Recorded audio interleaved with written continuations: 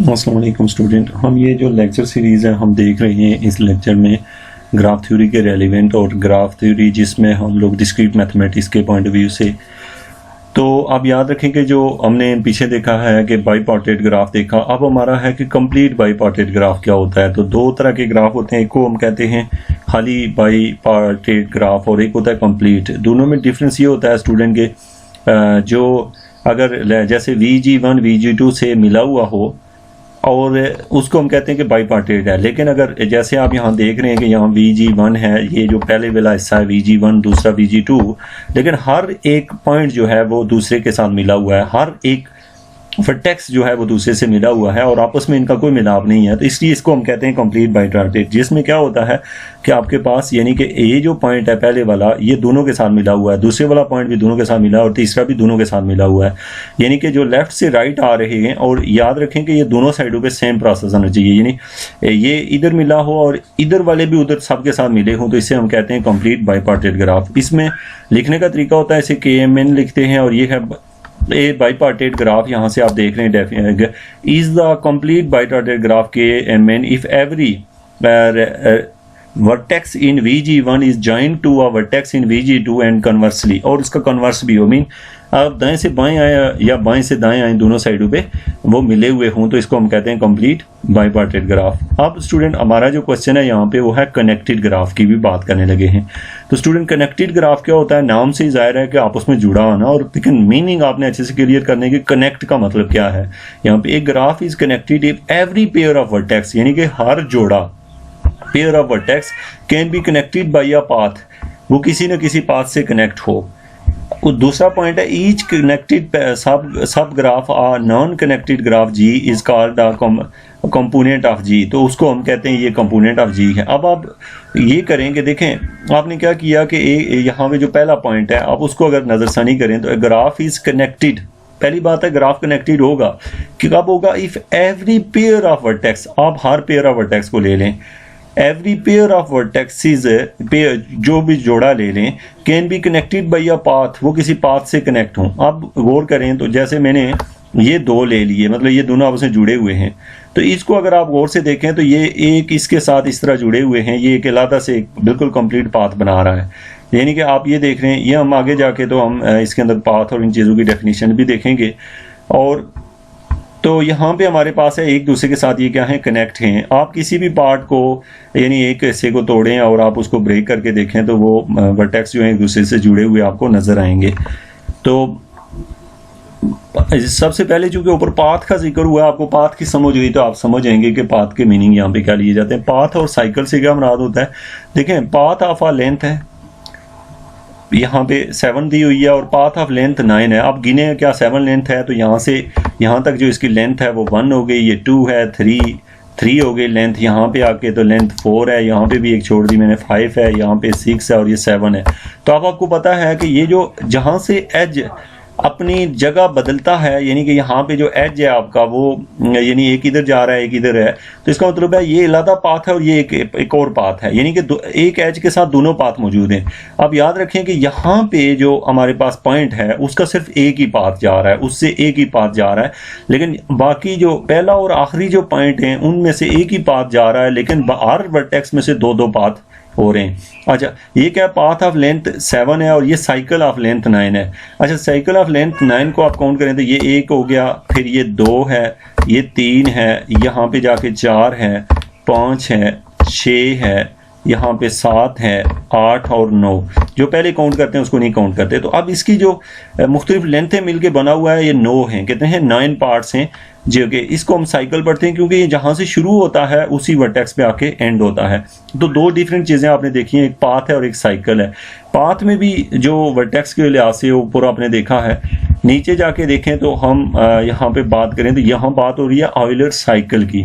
जो Euler cycle होता है इससे क्या मुराद होती है कि देखें साइकिल आप समझते हैं और यहाँ पे यूलर जो आपने पढ़े या ऑयलर पढ़े, तो इसमें यह है कि an Euler cycle is a graph G, ये ग्राफ होता है इज अ सिंपल साइकिल, एक सिंपल साइकिल है that passes through every edge of G only once. यानी कि आपसे को पूछता है कि ऑयलर साइकिल क्या होता है, तो आप कहते हैं कि जैसे आपने कीलें दीवार के ऊपर लगा दी हैं, 5 कीलें।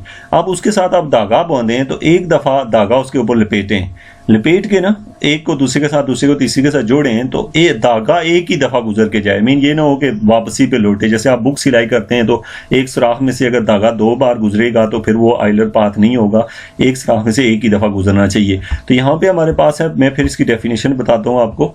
N Euler cycle is a graph G is a simple cycle that passes through every edge of G only once, यानी कि उसके हर एज में 1 टाइम ही पास हो। तो यहाँ पे स्टूडेंट आप देखें तो जो हमारे पास यहाँ पे ब्रिज दिया गया है, जिसको हम यहाँ पे लिख रहे हैं कि कॉन्स ब्रिंग ब्रिज प्रॉब्लम। इसमें ब्रिज का मतलब यहाँ पे आप ये देखें, यहाँ पे ना जो आपके लगे हुए पुल हैं, यहाँ आप देख रहे हैं 7 पुल लगे हुए हैं। एक पुल यहाँ पे है, यहाँ पे एक पुल लगा हुआ है, यहाँ पे भी एक पुल लगा हुआ है, यहाँ पे भी एक पुल है। इस तरह देख रहे हैं तो आपको 7 पुल नज़र आ रहे हैं। अब स्टूडेंट याद रखें कि इन पुलों के दरमियान में ये आम रोड जा रही है बीच में ना। अब कोई गाड़ी अगर यहाँ से किसी एक जगह से इंटर हो रही है, एक पुल से क्रॉस होके, तो फिर वो या तो इस पुल से गुजरेगी, फिर यहाँ से जाती हुई वो चक्कर काट के जहाँ पे से उसने आउट आना है, सपोज के यहाँ से आउट होना है तो यहाँ से इधर से चली जाएगी। तो अब आप देख रहे हैं कि यहाँ पे जो आपके ब्रिज हैं, ब्रिज कहीं भी हो सकता है, यहाँ से इधर भी जा सकते हैं। ये ब्रिज ये 7 ब्रिज एक जगह पे लगे हुए हैं। नीचे वाली फिगर में देखें तो आपके पास यहाँ पे एक A पॉइंट है, दूसरे नंबर पे जो पॉइंट है वो D है, फिर तीसरा पॉइंट C है और चौथा पॉइंट B है। अगर इन पॉइंट को आप गौर से देखें तो A से D आने के 2 रास्ते हैं हमारे पास, A से D आने के 2 रास्ते हैं, D से C जाने के 2 रास्ते हैं, और D से B आने के लिए एक रास्ता है, और यानी B से आगे इस साइड पे आने के लिए आपको बस 3 डिफरेंट वेज आपको दिखाई दे रहे हैं। लेकिन सिंपल जो हम ग्राफ यहाँ पढ़ रहे हैं कि आइलर साइकिल वो होता है जिसमें आप जिस जगह से एक दफ़ा गाड़ी लेके गुजर जाएं वहाँ से दोबारा ना गुजरें, तो उसको हम कहते हैं वैसा ग्राफ जो है। और उसमें साइकिल का होना भी ज़रूरी है। साइकिल मीन जहाँ से आप चलना शुरू करें वहीं पे एंड भी करें, लेकिन जो पुल आपने एक दफ़ा क्रॉस किया दोबारा उसमें से ना क्रॉस करें। अब यहाँ पे हम बात करते हैं डिग्री ऑफ वर्टेक्स की। डिग्री ऑफ वर्टेक्स क्या होती है? ऊपर आपने पढ़ा भी है इसे, degree of vertex. The degree of vertex V denoted by delta of V and the number of edge in incident on V। तो यहाँ पे स्टूडेंट आपके पास है डिग्री ऑफ वर्टेक्स। अब डिग्री ऑफ वर्टेक्स को हम डेल्टा ऑफ V लिखते हैं, is the number of edge incident on V। यानी कि आपसे को पूछता है जो A है इसकी डिग्री कितनी है, तो आपके पास पता है कि A के ऊपर मिलने वाली लाइनें 1, 2, 3 और 4 हैं, तो वो उसकी डिग्री होती है। ये चीज़ हम प्रीवियस लेक्चर में हम कर भी चुके हैं। आप देखिए डिग्री ऑफ B कितनी है, 3 लिखा हुआ है। 3 इसलिए कि B के साथ 3 लाइनें आके मिल रही हैं, तो इसको हम कहते हैं डिग्री ऑफ वर्टेक्स। उसके बाद हमारे पास है sum of degree of a graph, यानी कि सम डिग्री का कि जो सम होता है ना ग्राफ का वो कैसे करते हैं, उसका फार्मूला हमारे पास यहाँ पे एक इंपॉर्टेंट थ्योरम है आपका। ये थ्योरम में ये कहा गया है कि आपको कहते हैं कि if G is a graph with M edge and N vertex, अगर G कोई ग्राफ है और इसके अंदर M एज हैं और N वर्टेक्स हों, तो फिर उसका फार्मूला ये होगा डेल वी आई आपको पता है, ये ऊपर आपने निकाले हैं। क्या निकाले हैं? ये जितने आप निकालते हैं ना, यानी आपने डिग्री जितनी निकालते हैं इन सब को ऐड कर दें, इन सब को, ये जितनी आपने ये निकाली है ना इनको ऐड कर दें हर एक की। तो नीचे जाके देखें यहाँ पे ना, इसका मतलब है कि इनको सम कर दें तो वो इक्वल होते हैं 2m के। ये किसके? m क्या चीज़ होती है? नंबर ऑफ वर्टेक्स को शो कर रहा है। तो ये आपने शेक एंड जो प्रिंसिपल था या रूल था वो आपने ऊपर देखा था, उसके मुताबिक भी हम ये पढ़ते हैं। इसके बाद है स्टूडेंट हमारे पास यहाँ पे टॉपिक है shortest path problem. Shortest path problem आप पहले से ये समझते हैं कि शॉर्टेस्ट पाथ क्या होता है। जैसे कि आप हम कॉल करते हैं तो जो पाथ ट्रेवल होता है मे बी शॉर्टेस्ट हो रहा होता है, लेकिन हम गाड़ी पे जब मूव कर रहे होते हैं तो वो मुख्तलिफ किस्म के वो लेके जा रही होती है, यानी कहीं इधर से उधर जाने में, तो वो शॉर्टेस्ट नहीं होता। तो शॉर्टेस्ट पाथ प्रॉब्लम में क्या होता है कि डायरेक्टेड वेटेड प्रॉब्लम ग्राफ, एक तो इसमें वेटेड ग्राफ है। अब वेटेड ग्राफ का मतलब ये है कि देखें जिसका डिस्टेंस कम होगा, यानी वेट मीन हमें दरमियान में डिस्टेंस दिया हुआ है कि ये 4 किलोमीटर है, 3 किलोमीटर है, उनकी वैल्यूज साथ में दी हो, तो फिर हमें पता चल जाता है कि कौन सा रास्ता शॉर्ट है।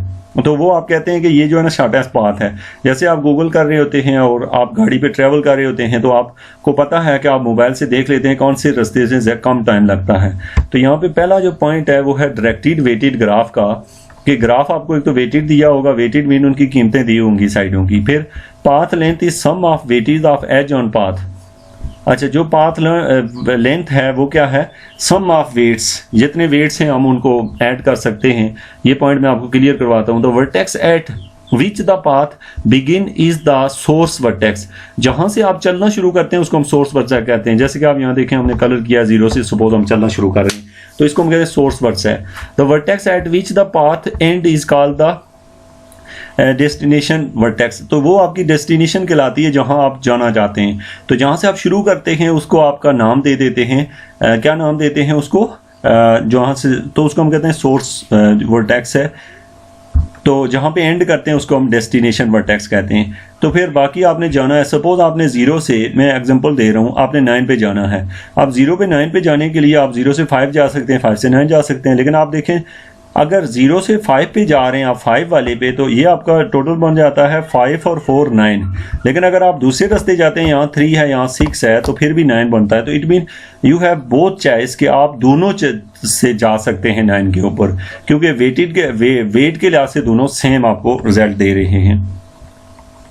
नीचे जाके देखें एक एग्जांपल दी गई है, तो आप इसमें देखें तो ये shortest path will cost only 11। यहाँ पे हमारे पास जो शॉर्टेस्ट पाथ बन रहा है वो 11। कैसे, आप देखें आपने जाना है 1 से अगर 7 पे, अगर 1 से 7 पे जाना है तो एक रास्ता तो आपको दिया हुआ है, लिखा गया है 14। अब एक तो 14 हुआ, अब हम आते हैं ये वाला हमने जज कर लिया, यहाँ से पहुँच गया। अब दूसरा रास्ता है हमारे पास, मैं 1 से 2 पे आऊँ, 2 से 4 पे आऊँ और 4 से 7 पे जाऊँ, तो देखता हूँ क्या बनता है। तो बनेगा 3 + 5 8, 8 और 6 कितना बनता है 14। तो इसका मतलब है 1 से 2, 2 से 4 और 4 से 7 जाऊँ तो सेम बन रहा है। इसका मतलब है दोनों 14 ही बन रहे हैं। अब अगर 1 से मैं 4 पे आऊँ और 4 से जो है मैं वापस इस पे जाऊँ, तो ये मुझे ज़्यादा लग रहा है, क्योंकि 1 से लेके 4 तक जो है वो 16 दिया हुआ है और 4 से 7 तक जो है, मैं इसको थोड़ा सा आपको दिखाई दे, ऊपर से मिटा देता हूँ। देखें आप 1 से अगर 4 पे आए तो 16 है, 4 से फिर 7 पे 3 है, तो 16 और 3 19, ये ज़्यादा हो जाता है।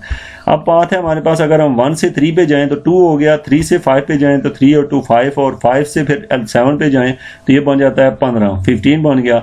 तो इसका मतलब है ये 14 से भी ज़्यादा बन रहा है। लेकिन अगर हम आउटसाइड से जाएं, यानी 1 से 3, 3 से 6 और 6 से 7 पे पहुँचे, तो 1 से 3 पे गए हैं तो 2, 3 से 6 पे गए हैं तो 8 और 6 से 7 पे गए हैं तो 1, तो ये टोटल 11 बनता है। तो इसलिए हम कह रहे हैं कि इसमें जो कम डिस्टेंस है हमें 7 तक पहुंचने के लिए, 1 से लेके 7 हमारी डेस्टिनेशन है, ओरिजिन हमारा 1 है, और वहां जाने का जो शॉर्टेस्ट रास्ता है वो 1 से 3, 3 से 6 और 6 से 7 है। होप्स हो कि आपने इसे अंडरस्टैंड किया होगा।